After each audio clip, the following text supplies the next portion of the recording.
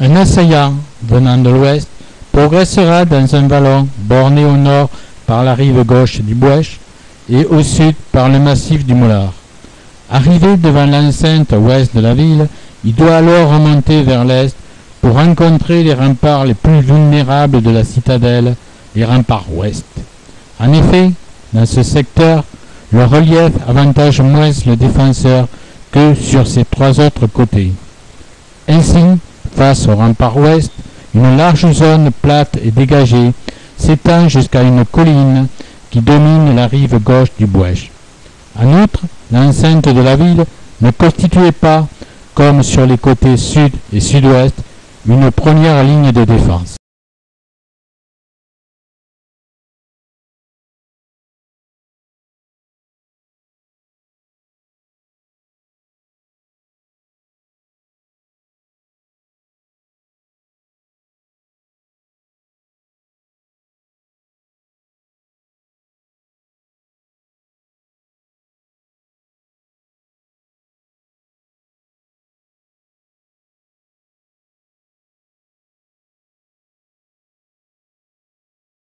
Du côté nord, comme l'avait souligné Vauban en 1692, on remarque que le piton rocheux qui s'étend d'est en ouest permet aux fortifications de barrer le passage du nord vers le sud et semble dominer tous les alentours.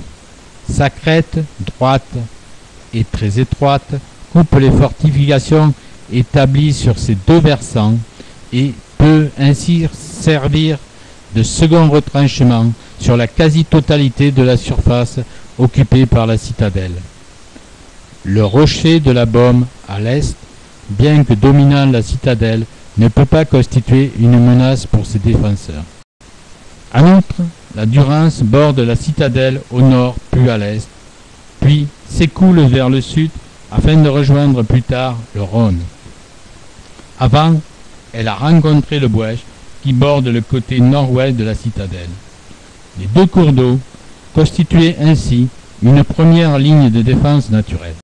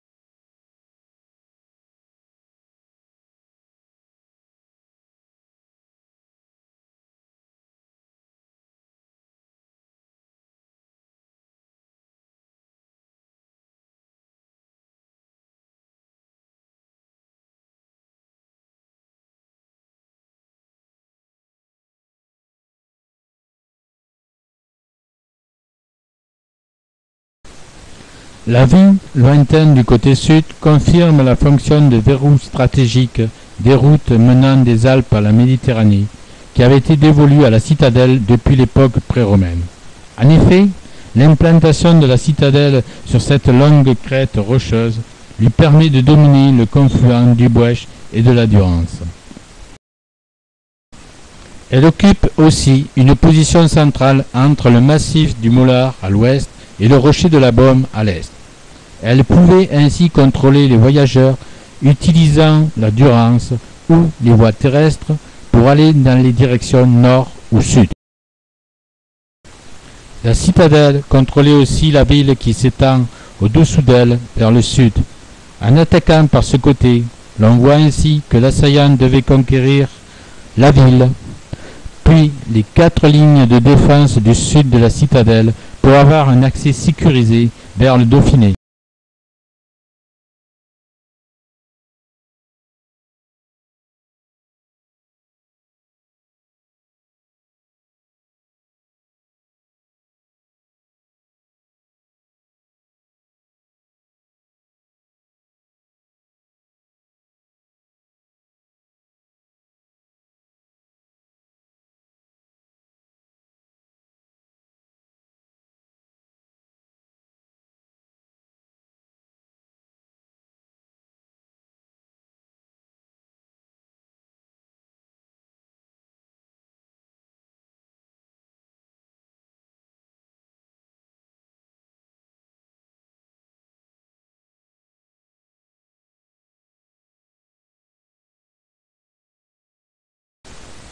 Nous sommes au-dessous du bastion Notre-Dame qui, avec le bastion du Roi, flanque la porte sud de la citadelle et constitue sa première ligne de défense de ce côté.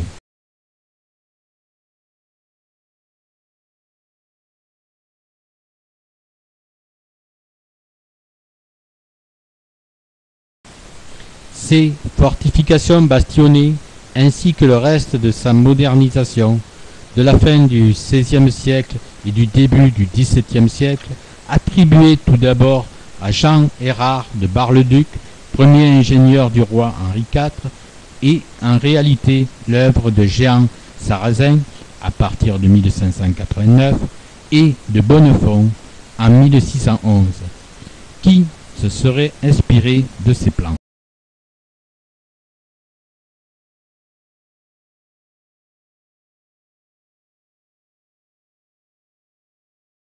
Ce type de fortification est la réponse que font à partir du début du XVIe siècle en Italie, puis dans toute l'Europe à partir de sa deuxième moitié, les architectes militaires aux artilleurs qui, avec leurs boulets en fonte de fer, brisent dorénavant facilement les murailles de pierre les plus épaisses. Des remblais de terre, parfois d'une épaisseur de 15 mètres, capables de limiter les effets des boulets, se substituent aux remparts purement en pierre.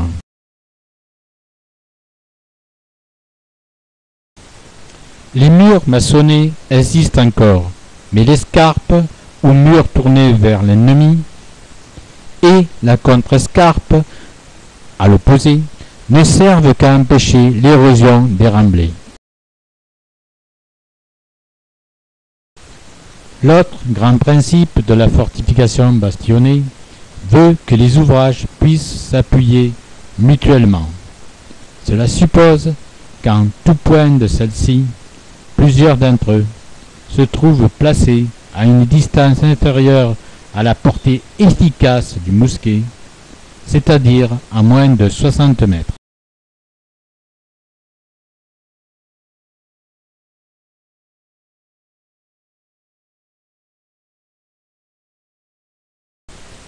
Un étagement des flux et donc des fortifications est par conséquent indispensable, comme nous allons le montrer par l'examen de la porte sud, mais également tout le long de la visite.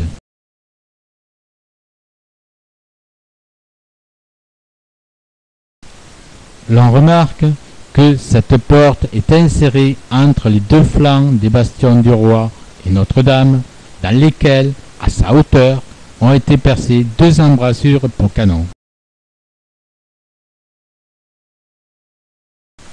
L'on peut s'apercevoir également qu'outre les défenseurs postés notamment sur le haut de ces 2 bastions, ceux postés sur le haut du bastion du gouvernement, qui constitue la deuxième ligne de défense de la citadelle, peuvent aussi tirer sur les assaillants de la porte.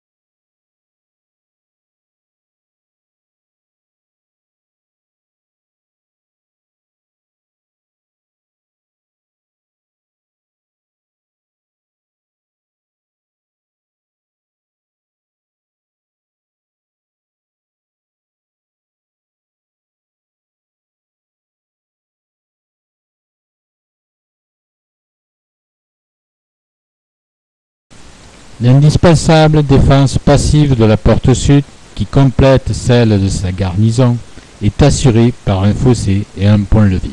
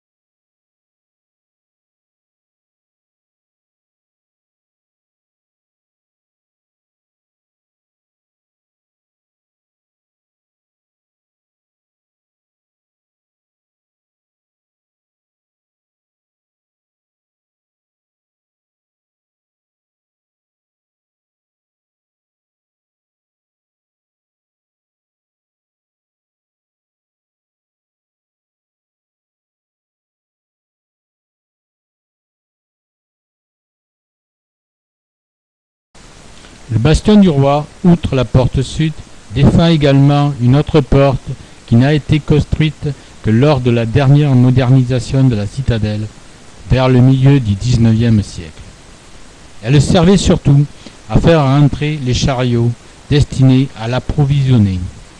Ainsi, une rampe en pierre a été construite jusqu'à quelques mètres de la porte où un pont en bois, qui peut être détruit, permet son accès.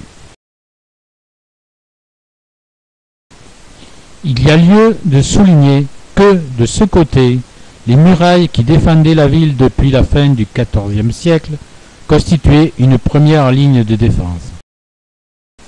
Ainsi, l'on peut atteindre le lieu de jonction entre l'extrémité ouest de l'enceinte du XIIIe siècle de la citadelle, celle du XVIe siècle, et les vestiges de l'enceinte de la ville, en longeant le morceau d'enceinte construite par Duquesron de 1691 à 1692.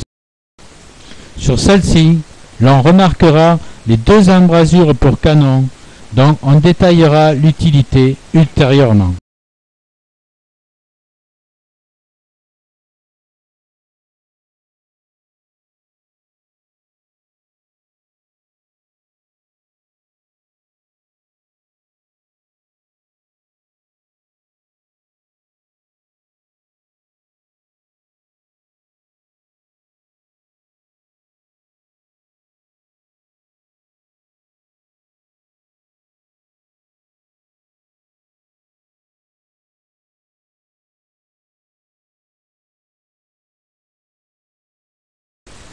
L'examen du côté ouest de l'enceinte bastonnée du XVIe siècle et sa jonction avec l'extrémité ouest de celle du XIIIe siècle montre que dans ce secteur, la défense est beaucoup moins favorisée par le relief qu'ailleurs.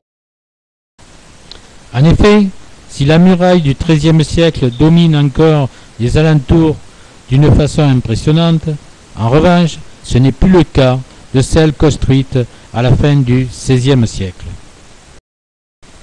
Ainsi, le sommet d'une petite colline, avec la place pour installer deux canons, est situé au même niveau et à moins de 130 mètres du haut des remparts ouest. De même, un peu plus bas, à la base de cette colline, ce sont de moins de 150 mètres que plusieurs batteries de canons et de mortiers auraient pu tirer sur le bas et le haut de celui-ci, ainsi que sur l'ouvrage à dents de scie le flanquant. À ces distances, des canons de gros calibre auraient pu, dès le milieu du XVIe siècle, faire des brèches suffisamment importantes pour permettre à l'assaillant d'investir cette première enceinte sans trop de difficultés.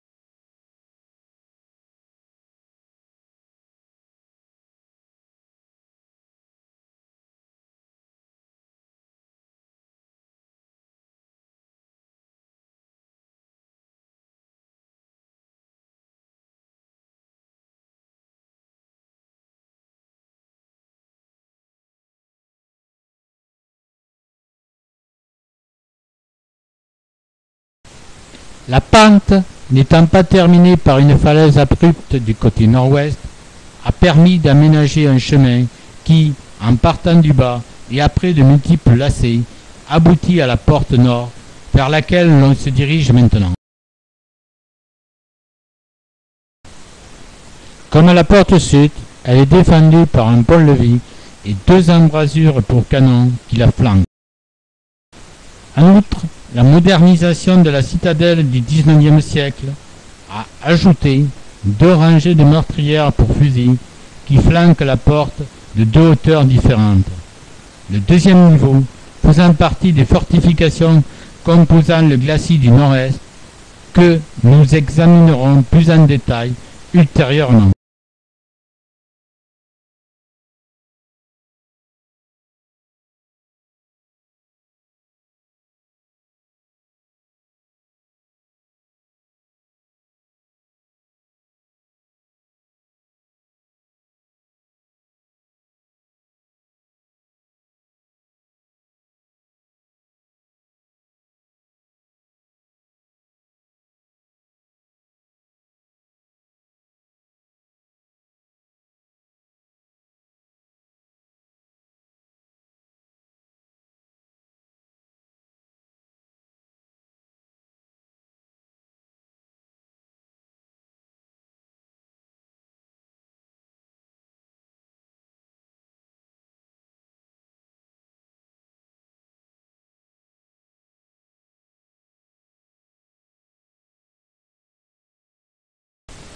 En descendant le chemin du côté nord, les arbres qui ont envahi son versant, qui était complètement déboisé lorsque la citadelle était opérationnelle, n'empêchent pas l'œil averti de voir qu'à partir de la guérite de l'enceinte intérieure du nord-est, celui-ci se termine par une falaise abrupte de plus en plus prononcée.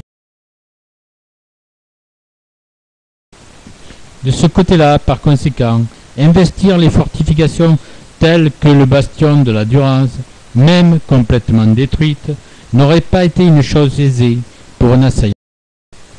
Une attaque surprise semblant en outre pratiquement impossible.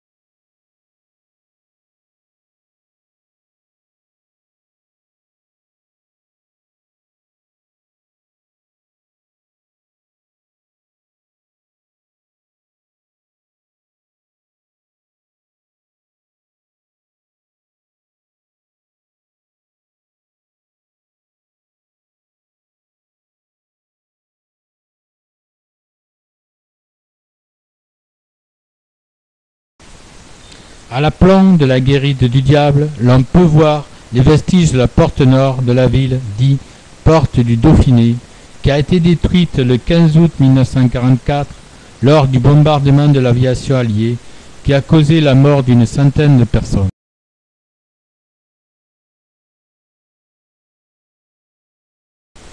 Elle était reliée à la citadelle par un escalier souterrain creusé dans le roc. La porte était protégée vers l'est et le sud-est par des retranchements construits comme l'escalier souterrain lors de la dernière modernisation de la citadelle. À cet effet, ils sont percés par des meurtrières et par 2 canonnières. Ils sont construits à flanc de rocher, au-dessus et un peu à l'arrière de celle-ci. Ils protégeaient également l'accès à l'escalier souterrain indiqué ci-dessus. Enfin, grâce à ces 2 canons, les retranchements pouvaient défendre l'accès au pont de la Baume, situé en contrebas.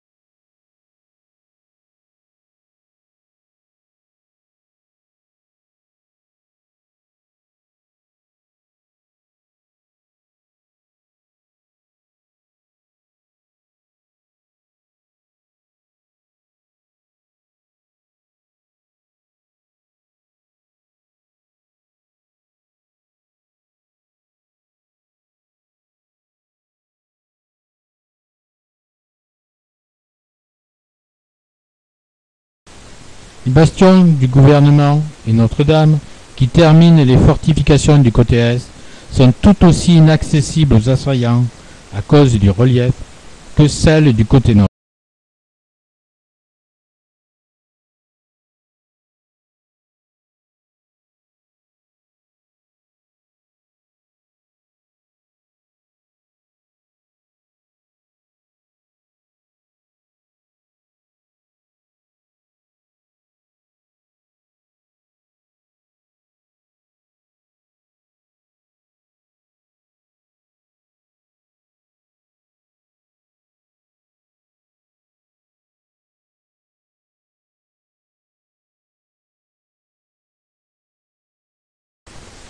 Le bastion du roi est la première ligne de défense à l'angle sud-ouest de la citadelle, ou une deuxième ligne de défense si l'on considère que l'enceinte de la ville venait barrer d'ouest en est, mais également du sud vers le nord, et par 2 fois, dans cette dernière direction, l'accès à la citadelle.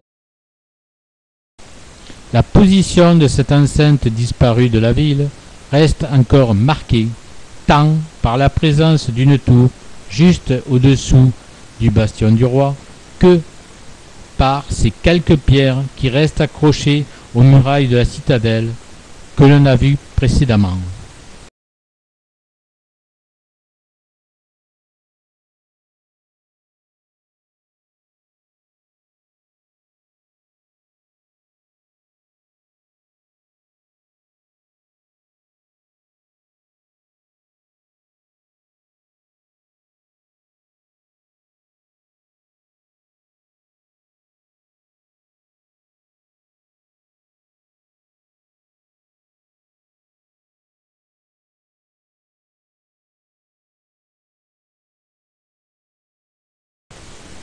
De l'intérieur du bastion, l'on peut voir que celui-ci participait aussi à la défense de la porte sud grâce à 3 meurtrières qui flanquaient son chemin d'accès.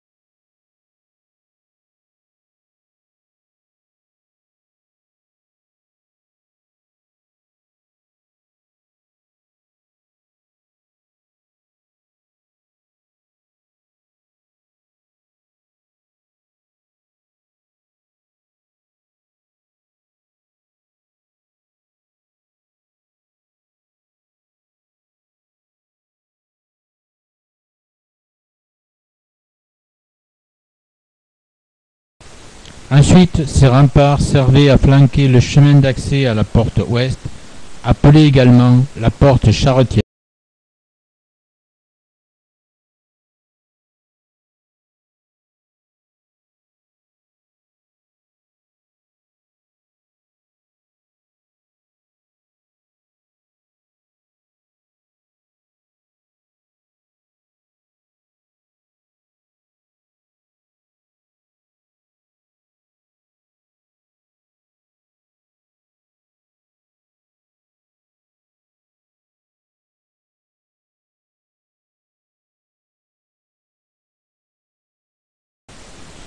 Arrivé au niveau de la porte charretière, l'on ne tarde pas à apercevoir sa rampe d'accès en pierre et le pot en bois que l'on peut brûler le cas échéant.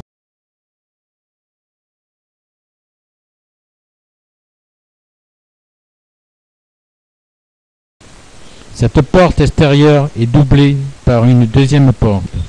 Sur le dessus de la première, des meurtrières assurent la défense rapprochée, mais sa défense principale est assurée par les deux canonnières installées un peu plus haut dans l'enceinte du Queyron.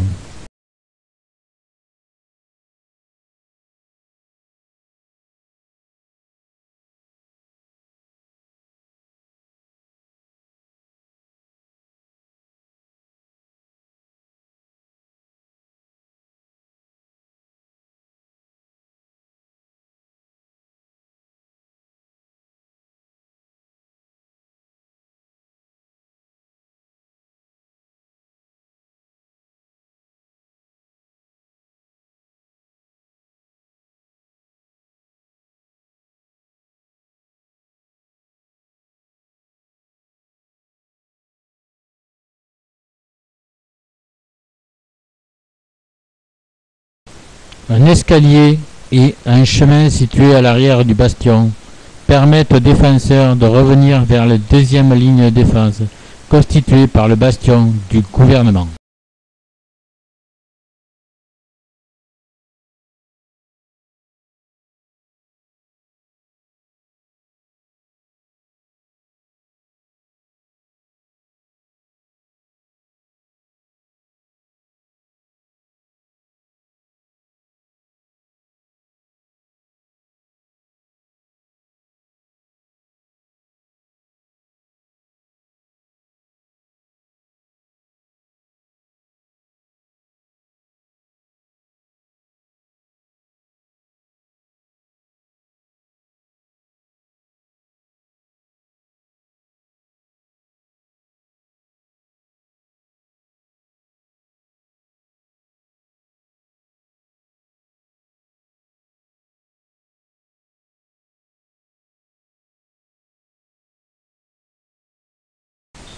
Ce bastion, placé derrière la porte sud, constitue la deuxième ligne de défense du sud-est de la citadelle. Comme le bastion du roi, il a été construit à la fin du XVIe siècle, lorsque presque 40 ans de guerre de religion avaient rendu indispensable sa reconstruction et sa modernisation. Il est lui-même soutenu du haut, à l'ouest, par la troisième ligne de défense et à l'est, lorsque celle-ci s'arrête, par la quatrième enceinte établie sur de puissantes arcades. Jusqu'en 1860, où elle a été transformée en porte piétonne, la porte sud du bastion permettait également le passage des chariots de ravitaillement. Situés en avant et à droite de celle-ci, deux escaliers souterrains permettent de descendre vers la canonnière du bastion Notre-Dame qui flanque la porte sud, puis de remonter vers le rempart de ce même bastion.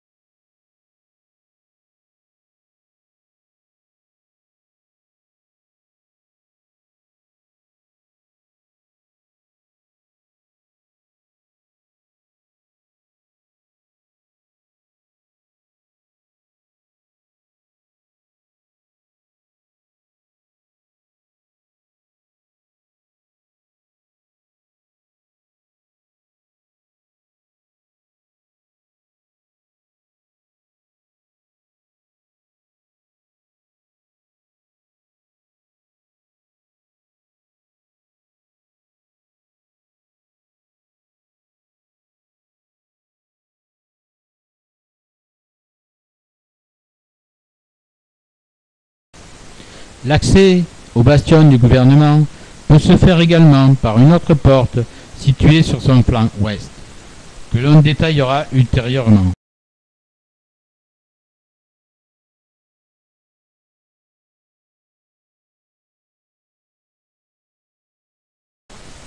Arrivé à l'intérieur du bastion, l'on remarque une large esplanade où se dressait, à partir du XVIIe siècle, le logis du gouverneur. Il a été détruit lors du bombardement du 15 août 1944. Un escalier tournoyant permet d'accéder à la troisième ligne de défense où, juste après la porte qui en a interdit l'accès, a été construite à la fin du XVIe siècle une citerne.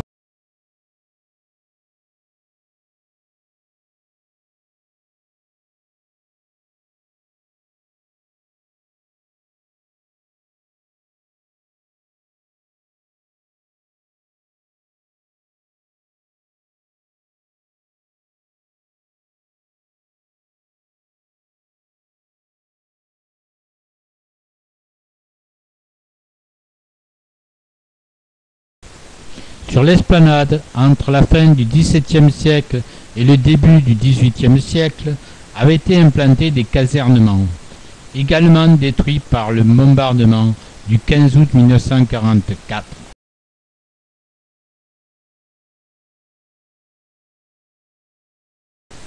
L'on peut voir que tout cet espace, ainsi qu'en dessous le chemin remontant vers l'ouest, en longeant le bastion du gouvernement, et sous le feu du quatrième niveau de défense. En outre, l'accès direct de ce troisième niveau à la chapelle, ou au côté nord, est défendu par une série de meurtrières et par un fossé surmonté d'un pont en bois.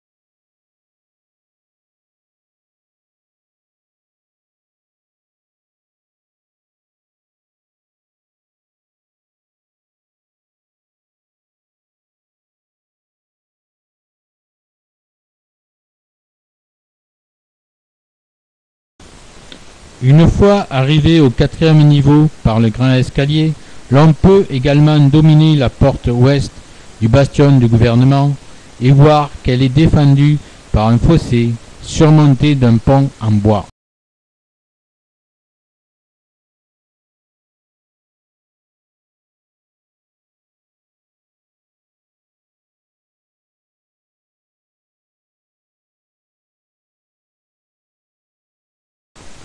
Le donjon ainsi que ses courtines sont les constructions les plus anciennes de la citadelle. Elles ont été dressées, sans qu'on le sache avec précision, entre la fin du XIIe et le début du XIIIe siècle. Actuellement, seul domine un donjon, alors qu'au XIIIe siècle, à l'extrême ouest de la courtine actuelle, se dressait un deuxième donjon, ainsi qu'un troisième situé au milieu de la courtine et à l'ouest du premier. Fortement abaissé, il a été transformé en simple guérite de forme rectangulaire.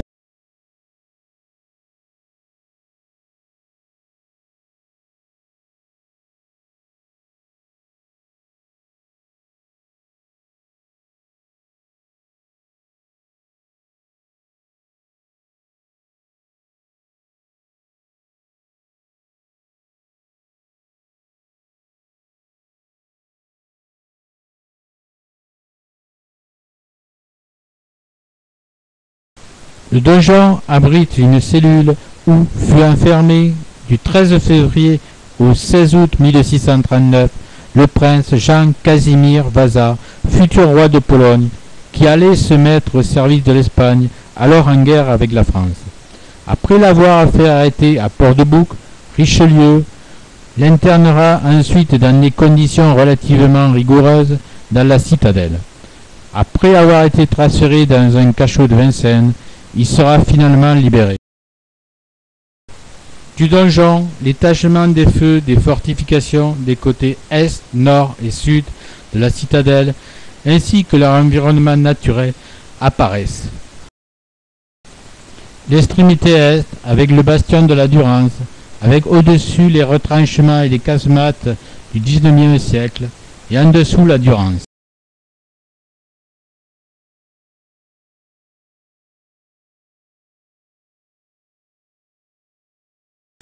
Puis, au niveau du confluent de la Durance et du Bouèche, l'enceinte intérieure du glacis nord scinde en deux parties le côté nord de la citadelle. Ensuite apparaît la porte nord et son échec-guette qui marque le début du bastion du Bouèche qui domine cette rivière.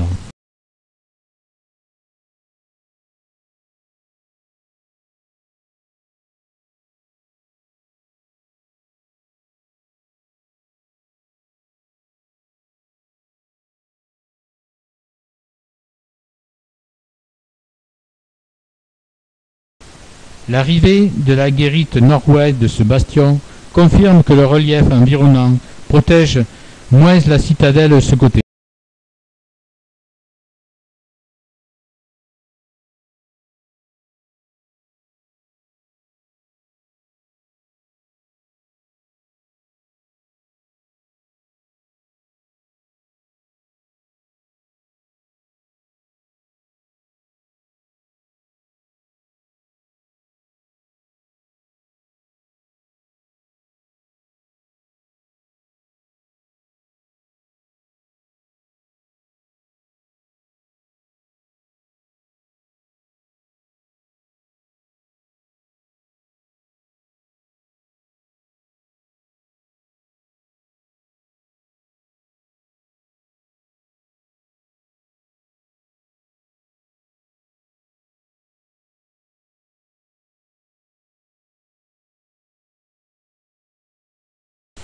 Au sommet du donjon, depuis 1366, a été placée une cloche horloge qui annonçait l'ouverture et la fin des travaux journaliers agricoles ou qui pouvait prévenir de l'arrivée d'un danger les paysans des campagnes alentours. Pour la dernière fois, les ciceronnés l'ont entendu sonner le 11 novembre 1918 à 15 h pour les avertir de la fin de la guerre. À la sortie du donjon, c'est un escalier en va-et-vient qui permet d'atteindre la porte située sur le côté ouest de la chapelle Notre-Dame du Château.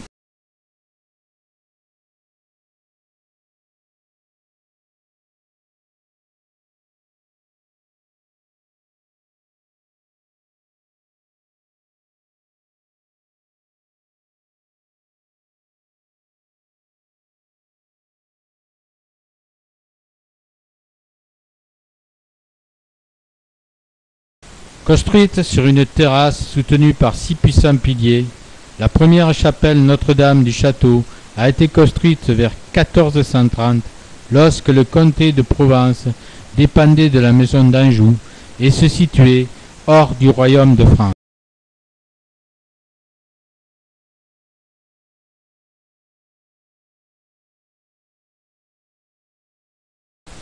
Conçue à l'origine pour que la garnison puisse célébrer le culte, un rapport de Vauban de 1692 nous indique que la chapelle est devenue un bâtiment militaire utilisé comme donjon.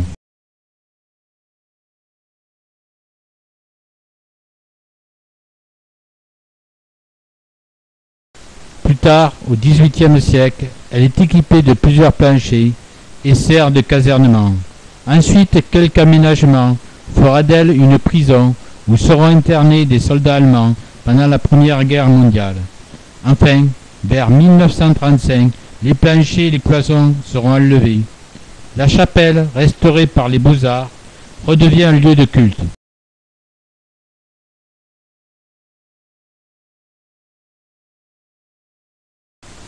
Malheureusement, le bombardement du 15 août 1944 l'a détruit aux 3/4, à tel point qu'il faudra une restauration persévérante de presque 10 ans, de 1970 à 1980, pour qu'elle retrouve sa forme et sa beauté gothique.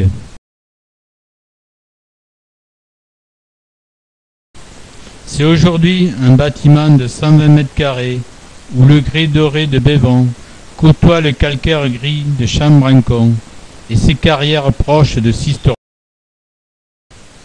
La lumière rentre grâce à 9 baies munies de vitraux avec des dessins résolument modernes du maître verrier Claude Courageux.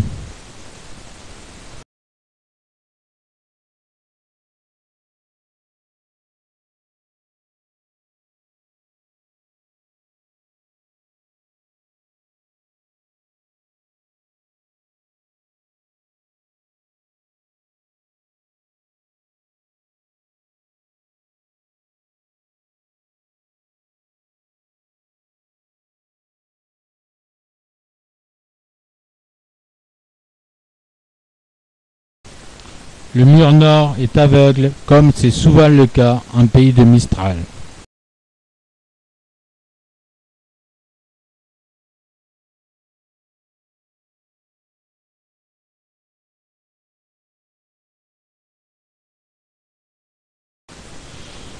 Derrière la chapelle se trouve l'extrémité est du chemin de ronde du XIIIe siècle où, jusqu'en 1935, avant que la restauration de celle-ci le supprime, avait été implanté un magasin à fusils. De cette extrémité, le défenseur a une vision périphérique de l'arrière des fortifications, des lignes de défense notamment des côtés sud et est de la citadelle, les bastions du roi et Notre-Dame en première ligne, le bastion du gouvernement en deuxième ligne et enfin une troisième ligne juste derrière.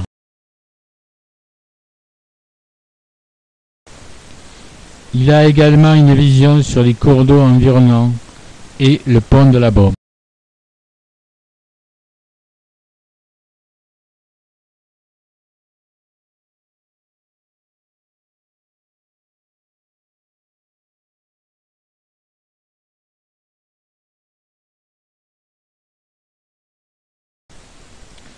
Entre le côté ouest de la chapelle et le donjon a été construit au XVIIe siècle une boulangerie destinée à alimenter en pain la garnison.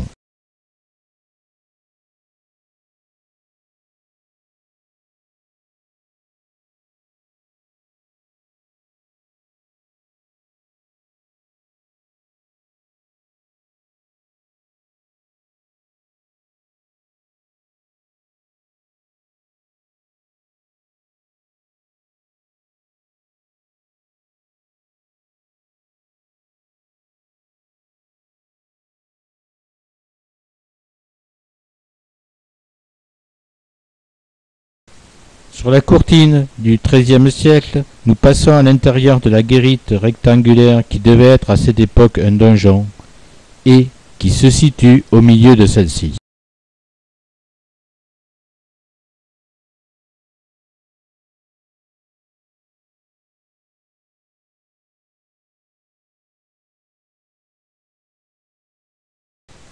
Le chemin de ronde a perdu son parapet crénelé du Moyen Âge vers le début du XVIIe siècle.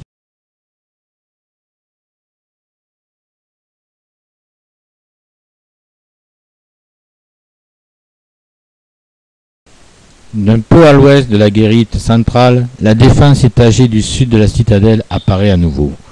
Si le pont en bois de la porte charretière ouest n'est pas visible, son chemin d'accès peut être pris pour cible du 4e niveau de défense. Il en résulte que cette porte peut être défendue de 3 niveaux différents. Il en est de même du chemin situé derrière le bastion du roi qui, en longeant le bastion du gouvernement, remonte vers la poterne qui permet d'accéder au côté nord. Outre les tirs pouvant parvenir de ce bastion, dès son début, il se trouve dans l'axe d'une canonnière située sur le 3e niveau et des tirs provenant du 4e niveau. L'escalier menant vers le nord et, nous l'avons vu, défendu dès son départ par un fossé et des meurtrières, et ensuite par les tirs pouvant parvenir de plus haut. De 1842 à 1860, date à laquelle la Savoie devient française, une dernière modernisation de la citadelle sera entreprise. Les grands retranchements font partie de celle-ci. Il s'agit de redonner un minimum de protection à la garnison face à une artillerie qui accomplit un saut qualitatif en ce milieu du XIXe siècle, avec l'obus qui remplace le boulet plein et le tube rayé qui permettent de tuer à grande distance grâce aux tirs courbes qui passent au-dessus des remparts. Ainsi, les murs des retranchements sont collés aux rochers et des protections latérales sont dressées à l'intérieur de ceux-ci. À l'étage inférieur, nous le verrons, 2 profondes cavernes ont été en outre creusées dans le rocher pour abriter les soldats.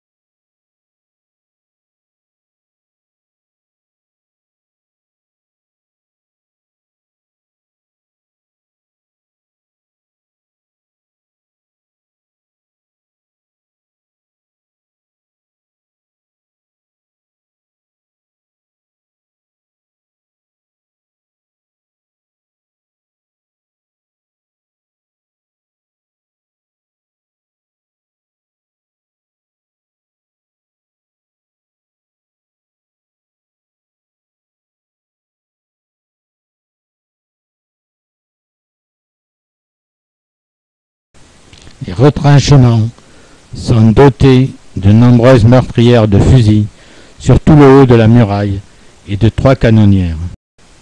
Placées plus bas que les meurtrières, les 2 premières flanquent toute l'enceinte intérieure du nord-est et peuvent également défendre l'arrière de la porte nord.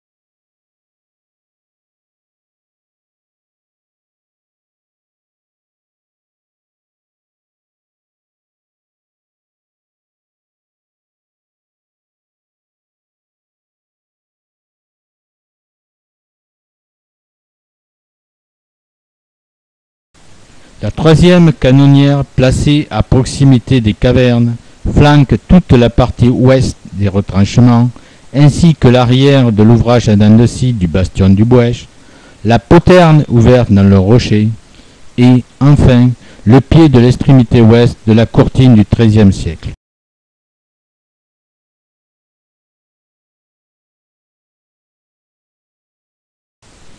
Nous allons vers l'extrémité de la citadelle à l'est, avec au-dessus de nous la courtine du XIIIe siècle que nous allons dépasser, et en dessous le bastion de la Durance que nous allons également dépasser.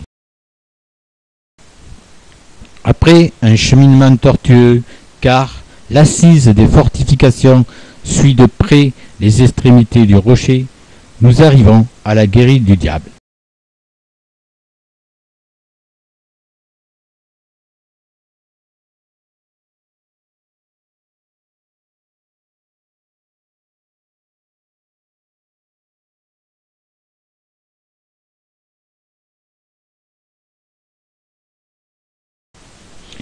Elle a été posée sur un saillant très étroit et semble de l'intérieur être suspendue dans le vide, d'où son nom et la légende qui a été écrite sur un panneau placé à quelques mètres avant son entrée. Ce positionnement permettait aux défenseurs de la citadelle d'avoir une vision exceptionnelle des mouvements situés en contrebas, au sud, à l'intérieur de la ville, ou sur la Durance, à l'est, sur le pont de la Baume et ses abords, et au nord, sur le confluent du Bouèche et de la Durance.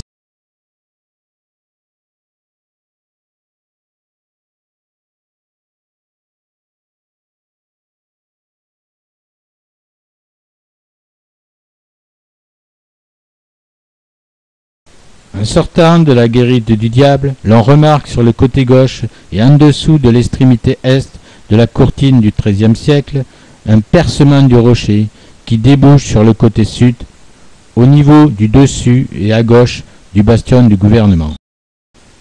Cette embrasure pour canon, outre sa protection naturelle très importante, offrait à ses artilleurs des possibilités de tir sur l'arrière du bastion du gouvernement et, en contrebas, sur la ville et la Durance.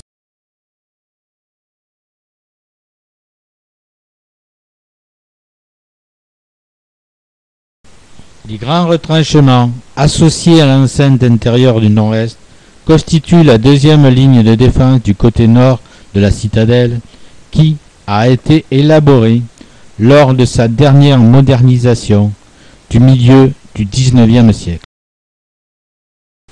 Ainsi, un assaillant ayant réussi à franchir les défenses du bastion du Bouèche à l'ouest ou celles de la porte nord serait pris sous les feux croisés des 3 canons et des fusils de ses défenseurs.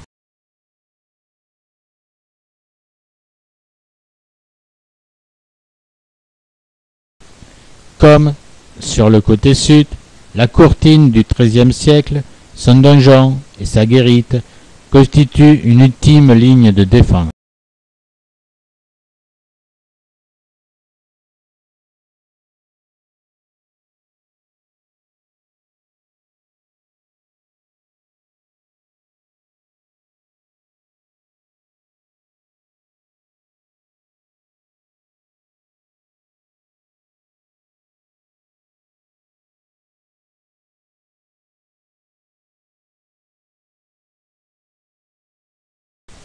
À l'arrière de l'enceinte intérieure du nord-est, l'on trouve des casemates et l'entrée de l'escalier souterrain terminé en 1842.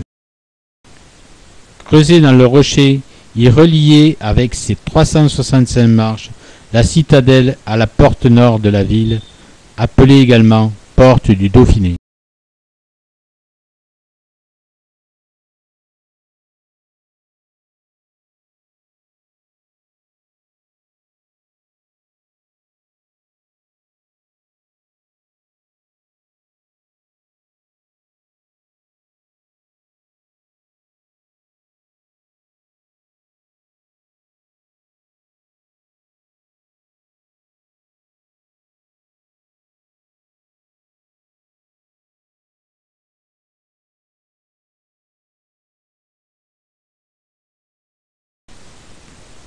À gauche de l'entrée, un petit escalier permet d'accéder à l'intérieur du bastion de la Durance.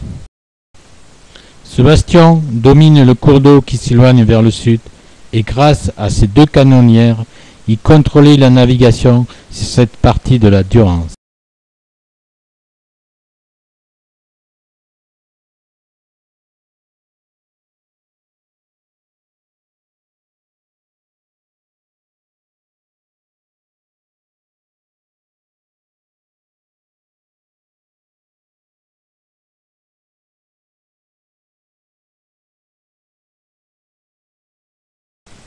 Derrière le bastion du XVIe siècle se dresse la deuxième ligne de défense, construite au milieu du XIXe siècle, et, un peu plus haut, la courtine du XIIIe siècle.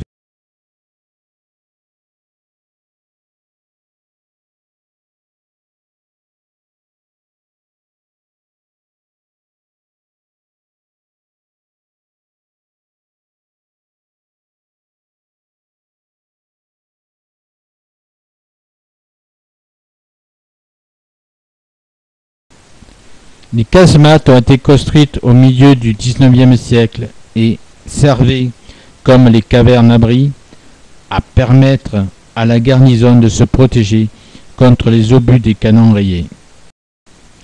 Elles pouvaient également servir d'entrepôt. À cet effet, elles ont été enfouies sous terre, possèdent une voûte en arc de cercle sur laquelle a été entassé plusieurs mètres de terre pour atténuer l'effet perforant des explosifs. En outre, les ouvertures sont réduites au minimum. Un simple soupirail situé au bas du mur à l'extérieur quelques mètres avant l'entrée donne, avec celle-ci, un peu d'air et de lumière à la casemate.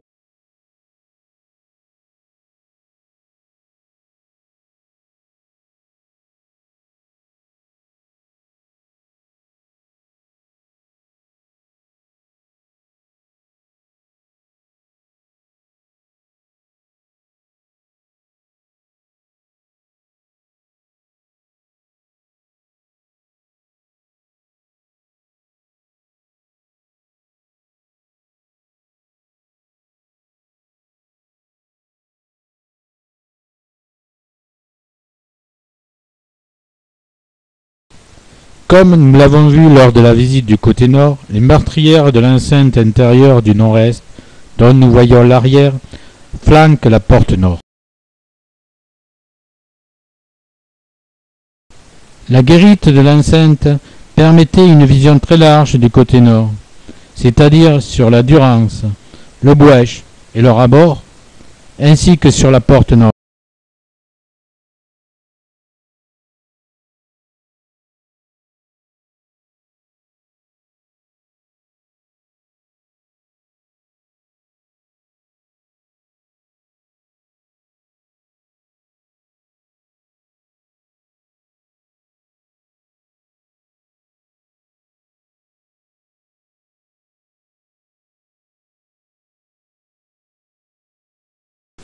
La pente nord étant à l'époque entièrement déboisée, comme il a été déjà souligné, toute une série de meurtrières et 3 embrasures pour canon pointent vers le nord, dans l'enceinte située de la droite de la guérite jusqu'à la porte nord.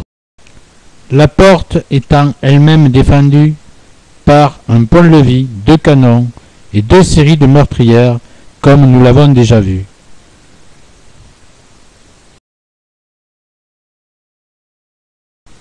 La partie nord du bastion du Bouèche défendait le chemin d'accès à la porte nord.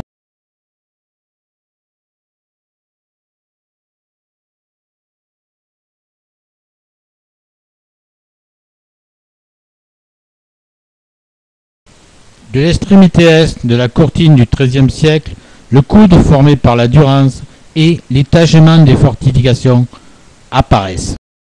Défile ainsi la guérite du diable, l'extrémité est des grands retranchements, surplombant bientôt le bastion de la Durance, puis les 3 casemates, dont la 3e constituait l'enceinte qui partage en 2 la défense du nord de la citadelle. La 2e partie de la défense au nord était constituée essentiellement par le bastion du Bouèche, qui flanque la porte nord, son chemin d'accès, et surtout défend les côtés ouest et sud-ouest de la citadelle. Il comprend 2 guérites. La première donne aux défenseurs une bonne vision sur la Durance et la deuxième sur le Bouèche et sur tout le relief du côté ouest. S'ajoute un ouvrage à dents de scie qui flanque le rempart ouest et assure la jonction avec les murs de la ville. Face au nord, des retranchements percés de meurtrières assurent une 2e ligne de défense. Enfin, dans un trou creusé en son milieu, Vauban a construit la poudrière de la citadelle.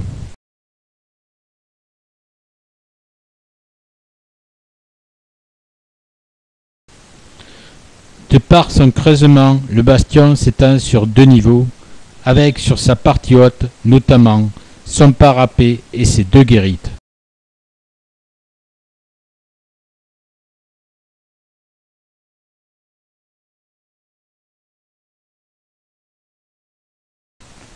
Sa partie basse est dominée par une 2e ligne de défense qui consiste à un mur percé de meurtrières qui commence au niveau de la pointe la plus au sud de l'ouvrage à dents de scie et qui se termine à proximité de la poterne qui le relie au côté sud.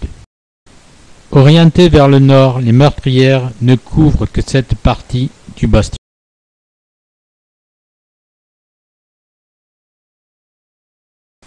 Dans cette partie basse, comme pour la porte sud, a été creusé un escalier souterrain qui permet d'accéder à une canonnière qui flanque la porte.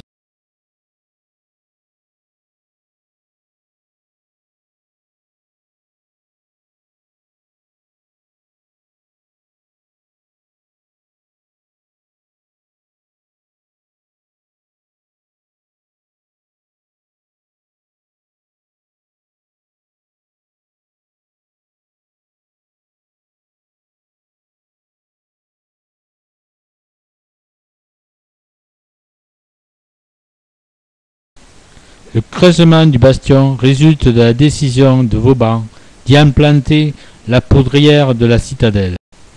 En effet, si au XVIIe siècle une garnison ne peut pas envisager de défendre durablement une place forte sans disposer d'un stock important de poudre noire, celui-ci constitue pour elle un danger très important. Sa manipulation était beaucoup plus dangereuse que celle des poudres modernes. Une simple friction, étincelle ou flamme entraînant sa déflagration. Ainsi, la poudrière, toujours située dans un coin, est enterrée et les murs sont disposés tout autour afin de limiter les effets du souffle de son éventuelle explosion.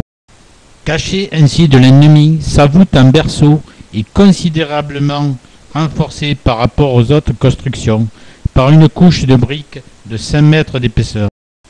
Clous, gonds et serrures sont en bronze et un nombre limité de soldats n'y pénètrent qu'en sabots afin de minimiser le risque d'étincelles. Enfin, un plancher en bois isolait les tonneaux de poudre de l'humidité.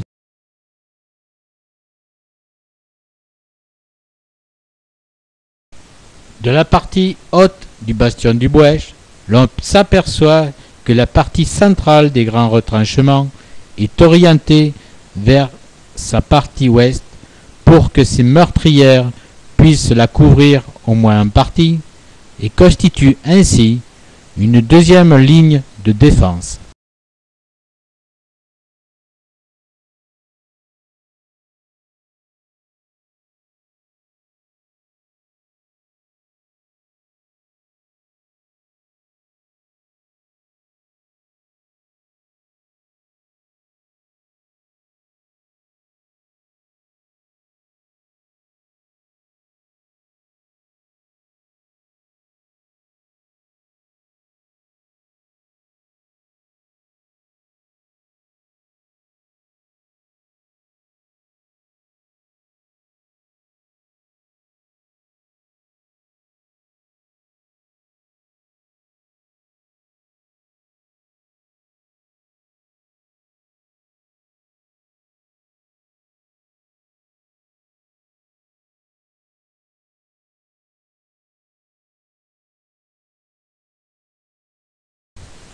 L'ouvrage à dents de scie, appelé aussi tracé en tenaillé, a été construit par Jehan Sarrazin.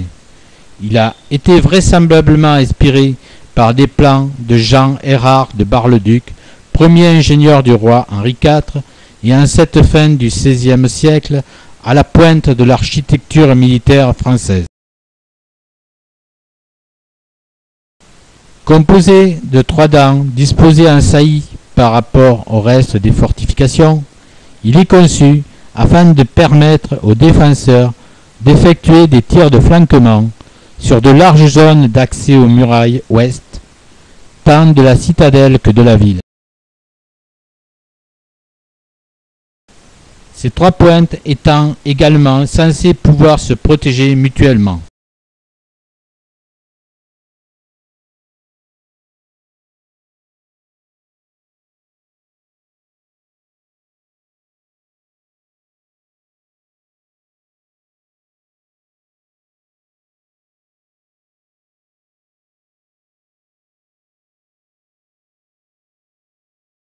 Ce tracé en tenaillé, n'offrant en réalité qu'un flanquement incomplet, sera remplacé partout avant la fin de la moitié du XVIIe siècle par le tracé bastillonné, proprement dit, où le triangle du bastion est complété par deux flancs. L'autre problème engendré par ce tracé entenaillé, c'est qu'en cheminant le long de ces deux dernières pointes, un attaquant qui aurait pu investir l'ouvrage s'apercevra qu'il est protégé des tirs non seulement provenant du nord-est, que ceux provenant de l'extrémité ouest de la courtine, c'est-à-dire de l'ensemble des autres lignes de défense.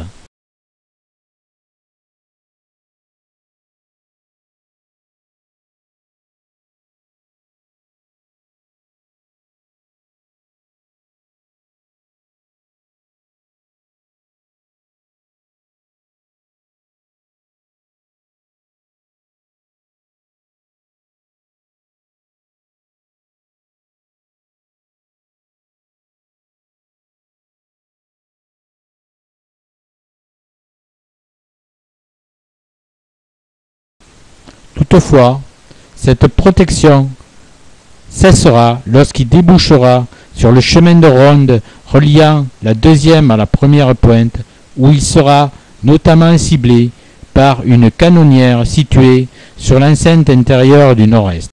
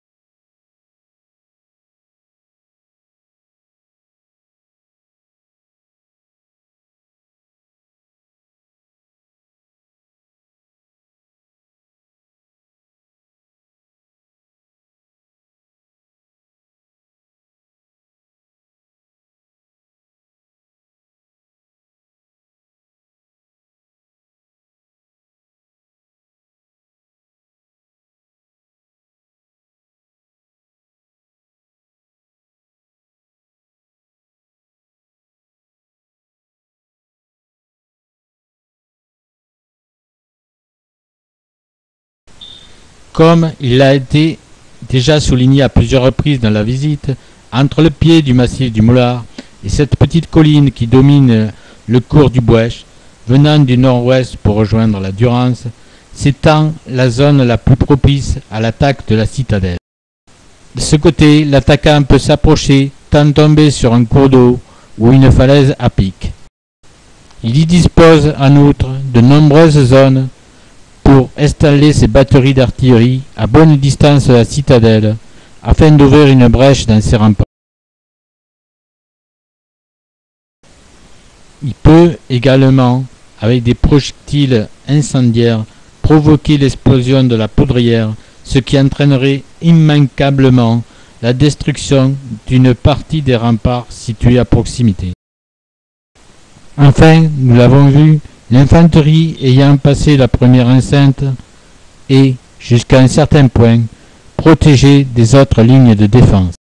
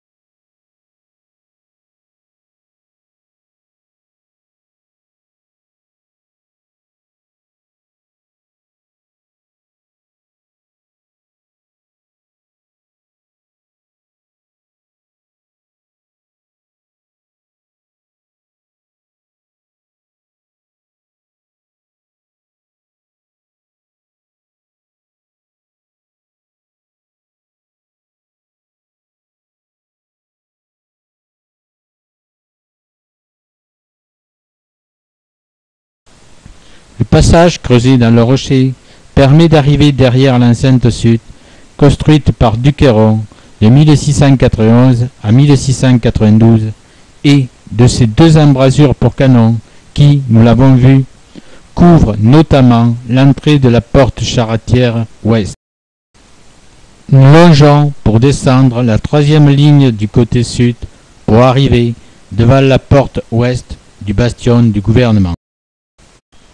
Comme nous l'avons vu précédemment, elle est protégée par un fossé que surmonte aujourd'hui un pont en bois.